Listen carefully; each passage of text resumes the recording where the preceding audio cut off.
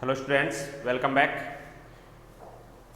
द्विआधारी संक्रिया जो हमारा फंक्शन के बाद का एक टॉपिक है, उसका भी आज ये लास्ट लेक्चर होगा, जिसमें अपना टॉपिक है मॉड्यूलो पद्धति में योग एवं गुणन संक्रिया। अब ये मॉड्यूलो पद्धति क्या आती है, बस एक प्रक्रिया दी गई, क्योंकि द्विआधारी संक्रिया में हम क्या करते हैं कि अगर आपको कोई समुच्चय S दिया जाए, जैसे मैं आपके सामने एक समुच्चय ले रहा हूं S, जिसमें अवयव हैं 0, 1, 2, 3 और 4, ठीक है। अब इस समुच्चय में योग संक्रिया परिभाषित की जाए। अब योग संक्रिया परिभाषित करने का मतलब इस समुच्चय के दो अवयव सिलेक्ट करो, पूरी बात सुनिएगा, इस समुच्चय के दो अवयव सिलेक्ट करो और उनका योग करो। तो जैसे आपने अपनी मर्जी से दो अवयव सिलेक्ट कर लिए, 1 और 2, तो आपको रिजल्ट कितना मिला? 3 मिला। क्या 3 इसी समुच्चय का अवयव है? आप कहें बिल्कुल हाँ ऐसा है। आपने अवयव सिलेक्ट कर लिए 0 और 2, आपका रिजल्ट क्या मिला? 2। क्या 2 इसी समुच्चय का अवयव है? यस। बट यदि आपने सिलेक्ट कर लिया 3 और 4 को, इनका योग किया 7 आया, तो ये जो 7 है ये इस समुच्चय S का अवयव नहीं है। तो क्या इस स्थिति में इस योग संक्रिया को द्विआधारी संक्रिया कहा जाएगा? नहीं। मतलब द्विआधारी संक्रिया का जो मुख्य कंसेप्ट है वो क्या है कि दिए गए समुच्चय के दो अवयवों के लिए, या ये कहूं कि एक क्रमित युग्म के लिए उसी समुच्चय का एक अद्वितीय अवयव प्राप्त होता है, तो उसे हम द्विआधारी संक्रिया कहते हैं। अब ये 7 इस समुच्चय का अवयव नहीं है। इस समुच्चय में अधिक से अधिक अवयव जो आ सकता है वो आ सकता है 4, ठीक है। तो ऐसी सिचुएशन को टैकल करने के लिए हम क्या करते हैं, ये चीज आज हम इसमें सीखेंगे। क्या करते हैं अपन, जो सबसे बड़ा नंबर है उसको मैंने आधार मान लिया, या उससे एक ज्यादा वाले नंबर को आधार मान लिया, इससे एक ज्यादा वाले नंबर को आधार मान लिया। इस आधार से इस संख्या को भाग देते हैं। भाग दिया तो 7 में 5 का भाग गया, एक बार चला गया, शेषफल कितना बचा? 2 बचा। तो ये जो शेषफल है ये इसका रिजल्ट लिखते हैं अपन, ये मॉड्यूलो पद्धति है। मतलब डेफिनेशन कैसे दी जाती है वो देखिएगा। मॉड्यूलो पद्धति में लिखा कैसे जाता है कि अगर A और B, A प्लस B करने जा रहे हो, यहां पर M है, M ये आधार है,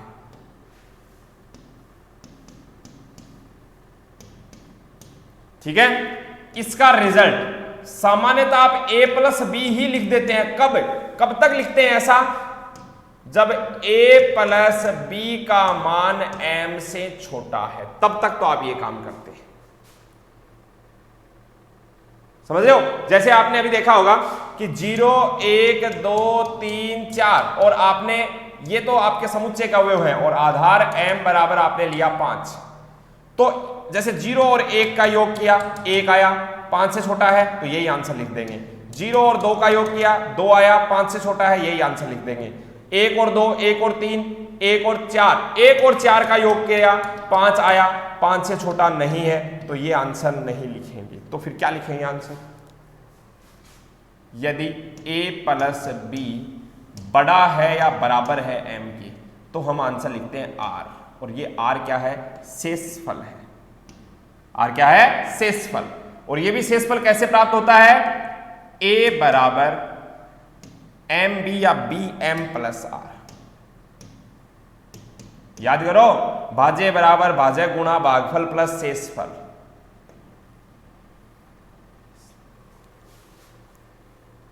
ये R कैसे प्राप्त किया जाता है? A बराबर BM प्लस R। ये R आ गया।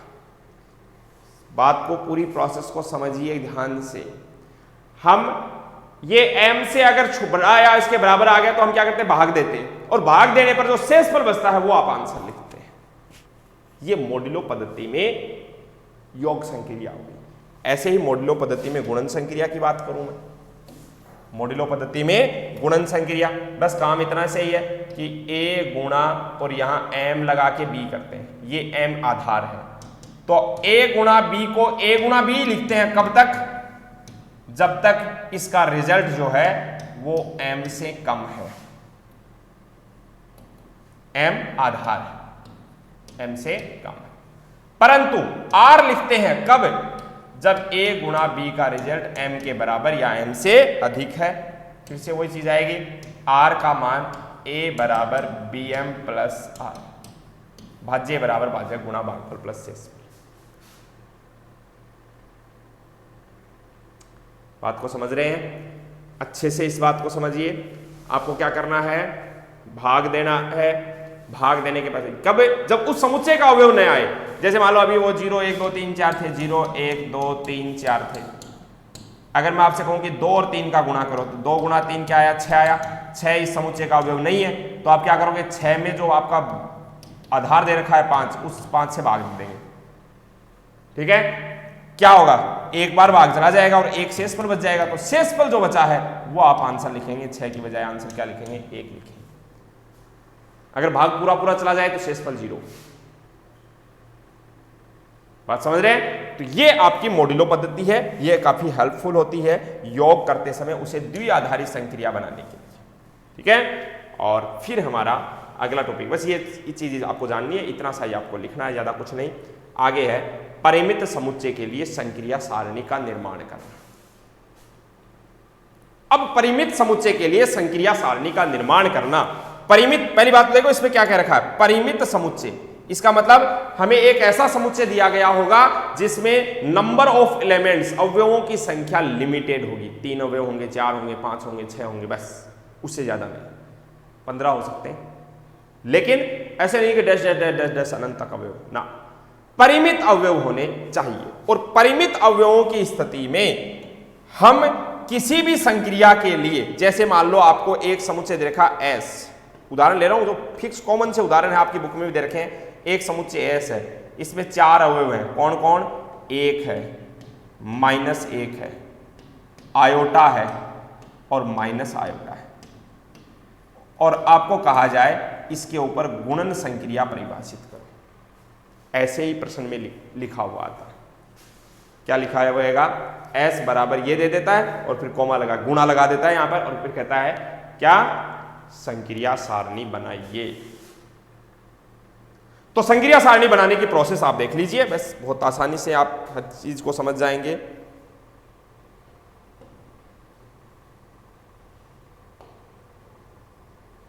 इसमें कहीं अपने को सारणी मिल जाए,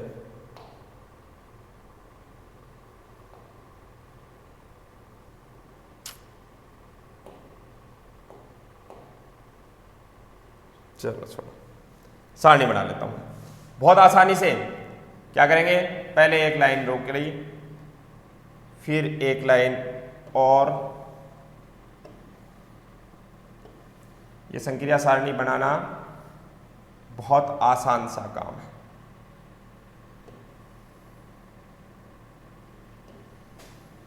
परिमित समुच्चय के लिए संक्रिया सारणी का निर्माण,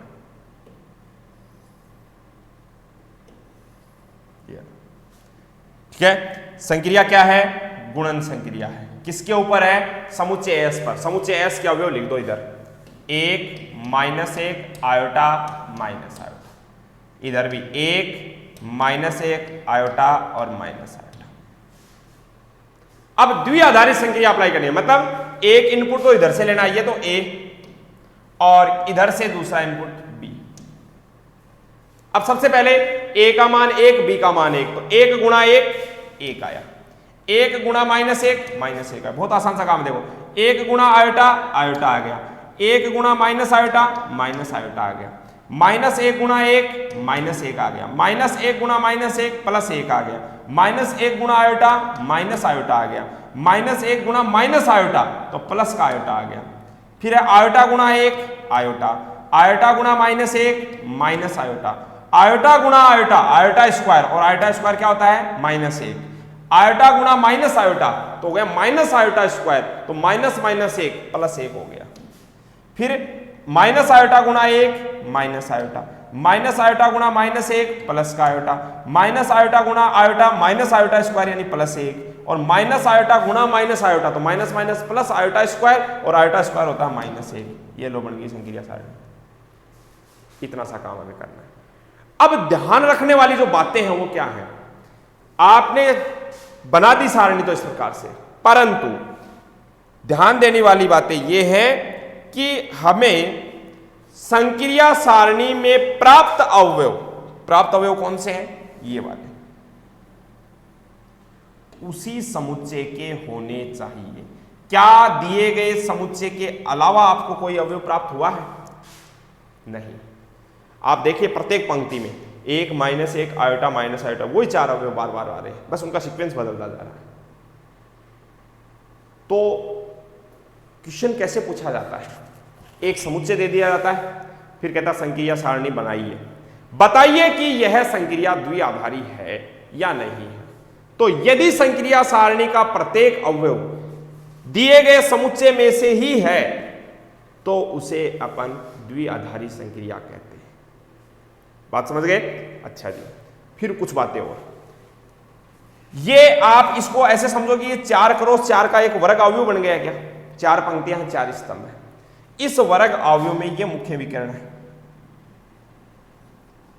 और आप देखिए ध्यान से कि क्या ये वर्ग अवयव अपने मुख्य विकर्ण के सापेक्ष सममित है।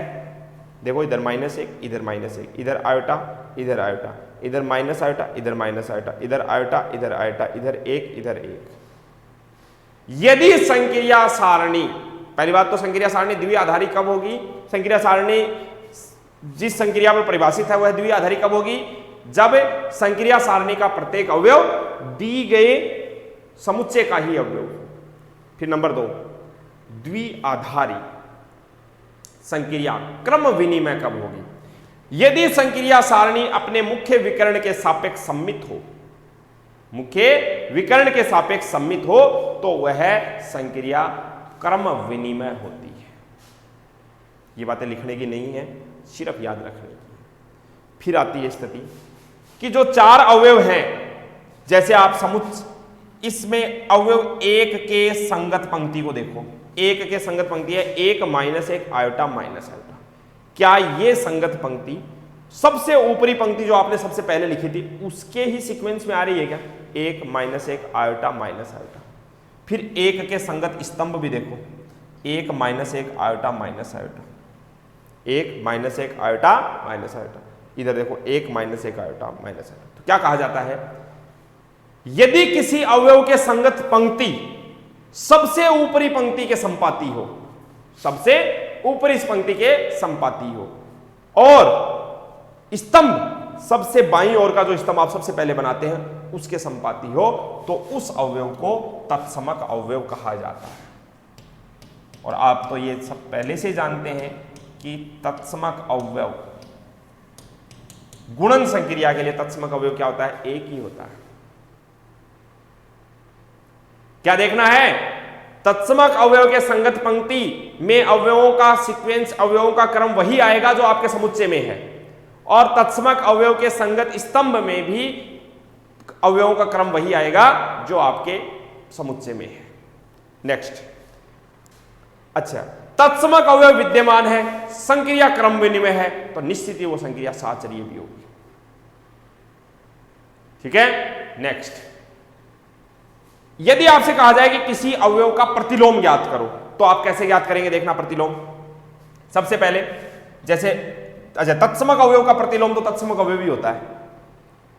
ठीक है, ई स्टार ई बराबर ई आता है ना हमेशा, ई स्टार ई बराबर ई आएगा। तो ए स्टार बी बराबर ई आए तो ए का प्रतिलोम बी, बी का प्रतिलोम ई, तो ई स्टार ई बराबर ई आता है हमेशा, तो ई का प्रतिलोम ई ही होता है। ई के अलावा देखो ये है -1, -1 की पंक्ति में चलो और तत्समक अवयव को ढूंढो। तत्समक अवयव कहां है? -1 वाली पंक्ति में, ये रहा। अब ये कौन से स्तंभ से आ रहा है? -1 से आ रहा है, तो इसका मतलब -1 का प्रतिलोम अवयव कौन है? -1। ऐसे आयोटा के लिए देखो, आयोटा की पंक्ति में चलो, तत्समक अवयव को ढूंढो, तो ये रहा तत्समक अवयव। कहां से आ रहा है ये? माइनस आयोटा से आ रहा है। तो इसका मतलब आयोटा का प्रतिलोम अवयव कौन है? Minus iota. लिख सकते हैं आयोटा का प्रतिलोम अवयव कौन है? माइनस आयोटा है। माइनस आयोटा की पंक्ति में चलो, ध्यान दे, माइनस आयोटा की पंक्ति में चले, तत्समक अवयव ये रहा, कौन से स्तंभ से आ रहा है? आयोटा वाले स्तंभ से। तो माइनस आयोटा का प्रतिलोम कौन हो गया? आयोटा हो गया। ये बातें हमें संक्रिया सारणी के लिए याद रखनी होती है। बाकी सामान्यतः देखा यही गया कि संक्रिया सारणी बनाने के लिए क्वेश्चन पूछा जाता है, आज से ज्यादा डिस्क्रिप्शन नहीं पूछा जाता। मैं कुछ और एग्जाम्पल आपके लिए ले रहा हूं, तो बाद में आएगा, ठीक है। कुछ और एग्जाम्पल, नंबर 2 लिया मैंने कि S एक समुच्चय है और इसमें अवयव ये हैं 1 ओमेगा और ओमेगा स्क्वायर। अब ये बताने की बातें नहीं है, ओमेगा इकाई का घनमूल है, ठीक है। ये क्या है? इकाई के घनमूल है। इकाई के घनमूलों का योग सदैव 0 होता है और इकाई के घनमूलों का गुणा सदैव 1 होता है। योग करने का मतलब 1 प्लस ओमेगा स्क्वायर बराबर 0, और इनका गुणा करने पर ओमेगा की घात 3 आएगी, वो कितना होता है? 1 होता है। और इसके ऊपर भी हमें गुणन संक्रिया परिभाषित करनी। तो बनाते हैं संक्रिया सारणी।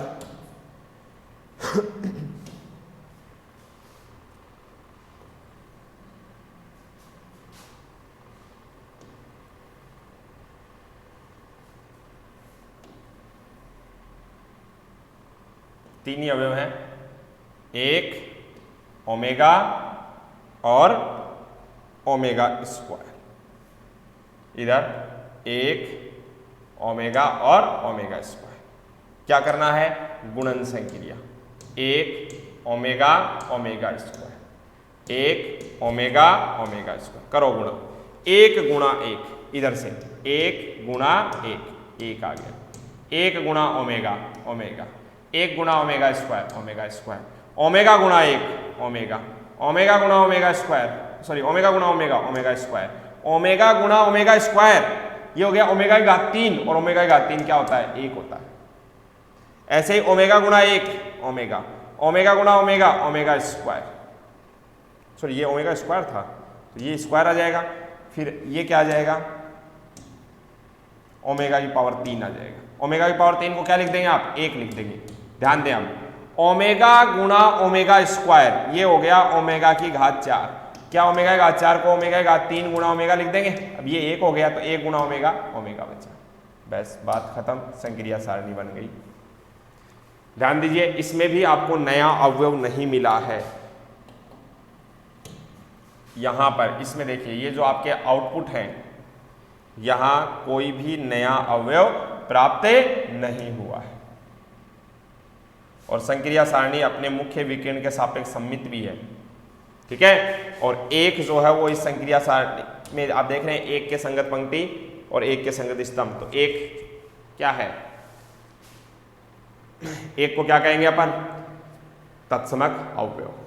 अच्छा ऐसे देखो, ओमेगा का प्रतिलोम कौन है? तो ओमेगा की पंक्ति में चलो, 1 ये रहा, तो कहां से आ रहा है? Omega square. तो ओमेगा का व्युत्क्रम ओमेगा स्क्वायर, ओमेगा स्क्वायर का व्युत्क्रम ओमेगा, ठीक है। और 1 का व्युत्क्रम 1, तत्समक अवयव का व्युत्क्रम तो खुद तत्समक अवयव ही होता है।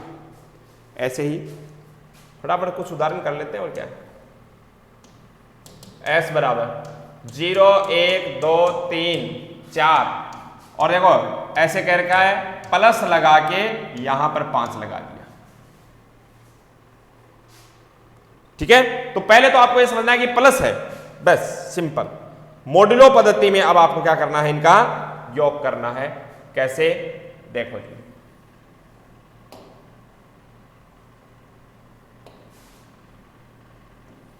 पहले तो ऐसे लिख दो,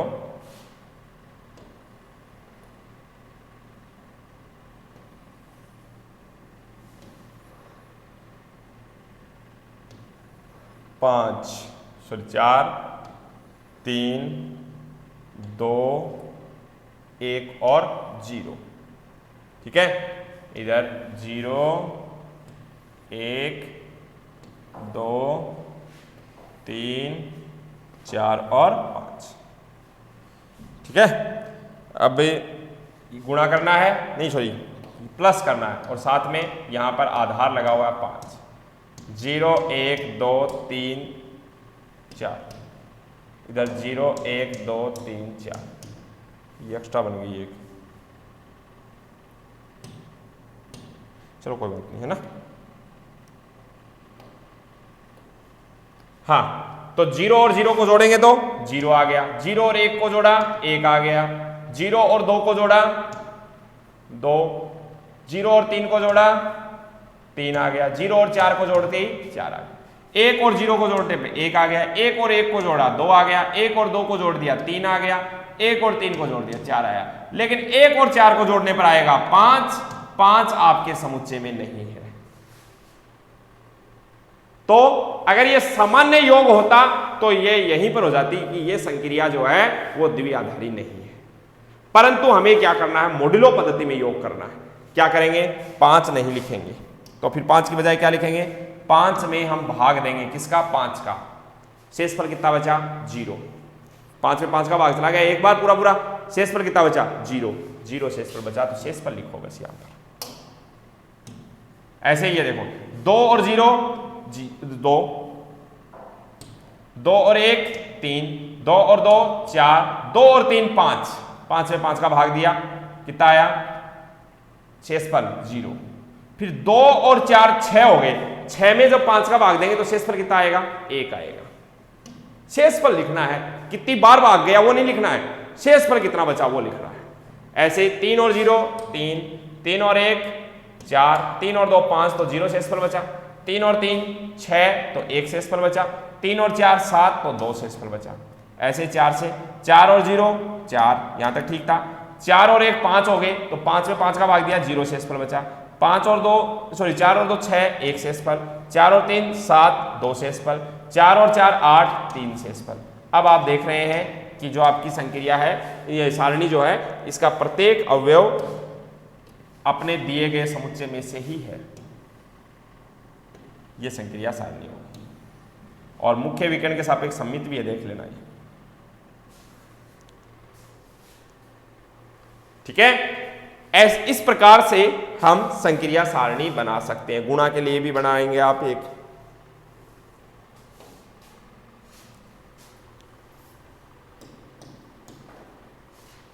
S एक समुच्चय है, वो 0 1 2 3 और 4, और फिर ये लगा दिया, गुणा लगा दिया 5। एक तो ये, एक और बना देता हूं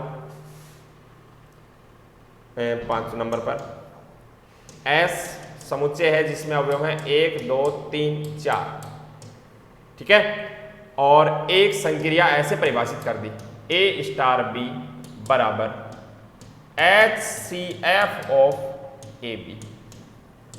HCF मतलब हाईएस्ट कॉमन फैक्टर, यानी मैस है।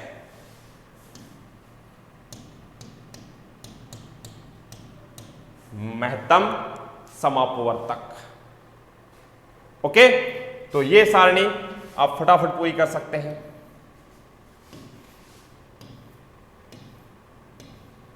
जीरो 1 2 3 और 4, इधर भी 0 1 2 3 और 4। बस गुणा करते चलो। इस बार गुणा परिभाषित कर रखा 5, तो 0 गुणा 0 0, 0 गुणा 1 0 0 0 0। देखो फटाफट, इधर ये 0 आ गया तो ये भी 0 0 0 0 आएंगे। 1 से करो, 1 से 0 को किया 0 आ गया, 1 से 1 को किया तो 1 2 3 4। इधर भी बोलो 1 2 3 4। अब करते हैं गुणा 2 से, तो 2 गुणा 1 तो ठीक है, 2 गुणा 2 4, ठीक है। 2 गुणा 3 6 हो गया, तो 6 में 5 का भाग देंगे, 6 में क्या करेंगे 5 का भाग देंगे, शेषफल 1 बचेगा। 2 गुणा 4 8, 5 का भाग देंगे, शेषफल 3 बचेगा। ऐसे 3 गुणा 2 6, शेषफल 1 बचा। 3 गुणा 3 9, शेषफल 4 बचेगा। 3 गुणा 4 12, शेषफल 2 बचेगा। देखो कैसे, 3 गुणा 4 12, 12 में 5 का भाग दिया, 5 दूनी 10, 2 बार पूरा पूरा चला गया, शेषफल कितना बचा 2 बचा। ऐसे 4 दूनी 8, शेषफल बचा 3, फिर 4 3 12, सॉरी 4 × 12, शेष पर कितना बचा 2, और लास्ट में 4 × 16, 16 में जब 5 का भाग देंगे तो शेष पर बचेगा 1। ठीक है, मुख्य विकर्ण के सापेक्ष सममित ध्रुव आ ही रही है, देख लेना। ऐसे ही HCF वाली बताते हैं, HCF ये हमारी संक्रिया सारणी किसके लिए 1 2 3 और 4, इधर भी 1 2 3 और 4।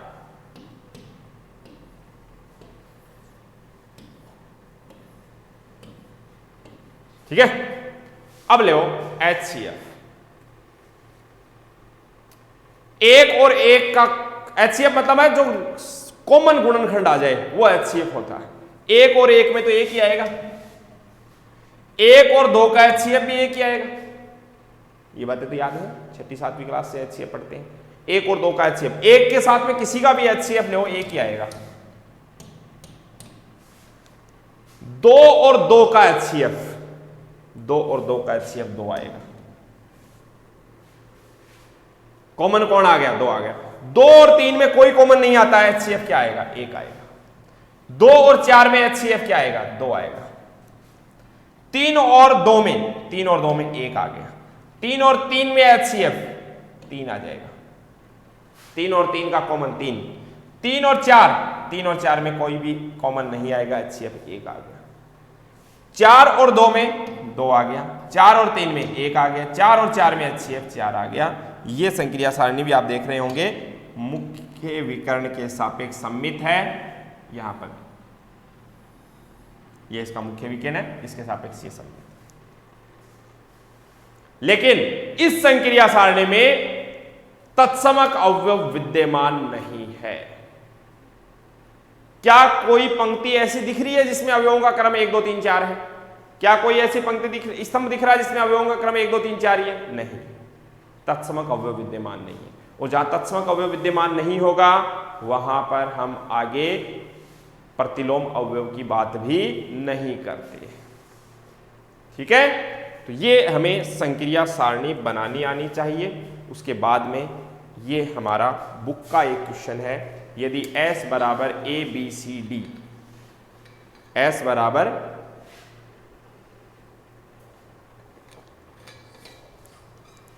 ABCD, ये 4 समुच्चय हैं। ठीक है, एक्चुअली ये 4 समुच्चय हैं। A समुच्चय जो है वो है 5, B समुच्चय है उसमें अवयव है A और B, C समुच्चय है उसमें अवयव है A और C, और D समुच्चय में अवयव है A, B और C। ये अवयव है। अब आपसे कहा गया है सिद्ध कीजिए कि समुच्चयों का संघ यानी यूनियन, समुच्चयों का संघ यूनियन S में एक द्विआधारी संक्रिया है, परंतु समुच्चय का सर्वनिष्ठ मतलब इंटरसेक्शन द्विआधारी संक्रिया नहीं है। सोचो 1 मिनट, समुच्चय S में 4 ही अवयव हैं। समुच्चय S में कितने अवयव हैं? 4 अवयव हैं। यदि किसी समुच्चय में अवयवों की संख्या परिमित हो तो उसके लिए संक्रिया सारणी बनाई जा सकती है। बात माइंड पूरा सेट कीजिए। यदि समुच्चय में अवयवों की संख्या परिमित हो तो उसके लिए संक्रिया सारणी बनाई जा सकती है। तो मैं यूनियन और इंटरसेक्शन दोनों संक्रियाओं के लिए संक्रिया सारणी बना लेता हूं। कैसे? बहुत ही स्पीडली ये काम करेंगे आप। संक्रिया सारणी देखो, 4 ही अवयव हैं इसमें, A, B, C और D। A, B, C और D, 4 अवयव A, B, C और D, और इधर A, B, C और D लिखे हुए ABCD है, लेकिन ध्यान इन पर रखो। सबसे पहले बात कर रहा हूं A union A। A union A का मतलब हो गया फाई यूनियन फाई। रिक्त समुच्चय और रिक्त समुच्चय का यूनियन रिक्त समुच्चय ही होता है, फाई आएगा, और फाई आएगा मतलब A ही आएगा। पूरी बात समझो। अच्छा, A यूनियन B, इन दोनों का यूनियन AB आ जाएगा। समझ पा रहे? क्यों? क्योंकि फाई के साथ में यूनियन लेना है किसका, ए कॉमा बी का। अब फाई में तो कुछ है होता ही नहीं है रिक्त समुच्चय में, तो ए बी आ गया और ए बी समुच्चय क्या है, बी के बराबर है। ऐसे ही अब सी के साथ में सी आ जाएगा डी के साथ, मतलब जहां फाई होता है वहां पर इसमें कोई फर्क नहीं पड़ने वाला। पूरी बात समझ लीजिए, बहुत स्पीडली बन जाएगी आपकी संक्रिया सारणी, कोई ज्यादा परेशानी नहीं होगी आपको। अब मैं बात करता हूं बी यूनियन बी, किसी भी समुच्चय का खुद के साथ में यूनियन, बी है ए बी और यूनियन ए बी, खुद के साथ में यूनियन लेते हैं तो खुद समुच्चय ही आ जाता है, इतना भी हम जानते हैं। तो इसका मतलब बी यूनियन बी, बी हो जाएगा, आगे चल करके सी यूनियन सी, सी हो जाएगा, डी यूनियन डी, डी हो जाएगा। ठीक है, अब आगे बढ़ते हैं, बी यूनियन सी। अब देखो समुच्चय बी में कौन सा अवयव है, देखो ध्यान से, ए बी, और समुच्चय सी में है ए सी। अब इनका यूनियन जब लेंगे तो आएगा A B C, A B C आने का मतलब समुच्चय डी आ गया। बी यूनियन सी ले रहा हूं, देखो बी यूनियन सी यहां पर लिख रहा हूं, क्या लिखूंगा बताओ। तो आप देख रहे हैं कि बी में अवयव है ए बी, सी में है ए सी, यूनियन लिया तो ए बी सी आ गया, और ए बी सी कौन सा समुच्चय है, डी समुच्चय है, तो ये डी आ। अब ऐसे सी यूनियन बी करेंगे तो भी डी आएगा। ओके, अच्छा आप अगर ध्यान दें तो समुच्चय डी सबसे बड़ा है इनमें, और समुच्चय डी का किसी भी समुच्चय के साथ में यूनियन ले, जैसे ए बी सी है, इसका यूनियन आप ले ए बी के साथ में, तो क्या आएगा, ए बी सी आ जाएगा, मतलब खुद डी आ जाएगा। क्यों, क्योंकि ये अवयव तो इसी के अंदर ही है। तो क्या डी वाले केस के अंदर ये भी डी आ जाएगा, ये भी डी, ये भी डी और ये भी डी। आपने क्या नोटिस किया कि इस पूरी संक्रिया सारणी के दौरान हमें बार बार समुच्चय ए बी सी डी ही मिलते रहे, कोई नया समुच्चय प्राप्त नहीं हुआ। इसका मतलब ये एक द्विआधारी संक्रिया है। ये क्या है, एक द्विआधारी संक्रिया है।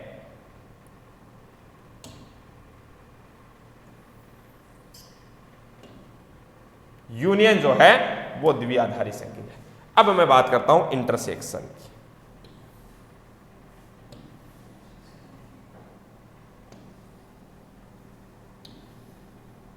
इंटरसेक्शन की अगर मैं बात करूं, इंटरसेक्शन में क्या आते हैं, कॉमन अवयव आते हैं।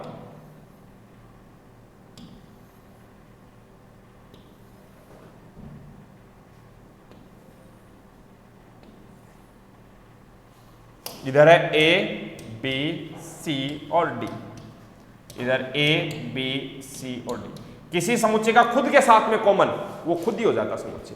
मतलब फाई इंटरसेक्शन, ये फाई, अच्छा A intersection B, sorry phi क्यों लिख रहे हैं अपन, फाई की बजाय क्या लिखना आपने को, ए लिखना है। फाई के साथ में किसी भी समुच्चय का इंटरसेक्शन लेते हैं फाई आता है, मतलब ए के साथ में जिनका भी इंटरसेक्शन लेंगे ए ही आएगा, इधर ए ही आएगा। इंटरसेक्शन में अगर एक समुच्चय फाई आ गया, चाहे पहला चाहे दूसरा, रिजल्ट फाई ही आना है। अब आती है बात बी इंटरसेक्शन बी की।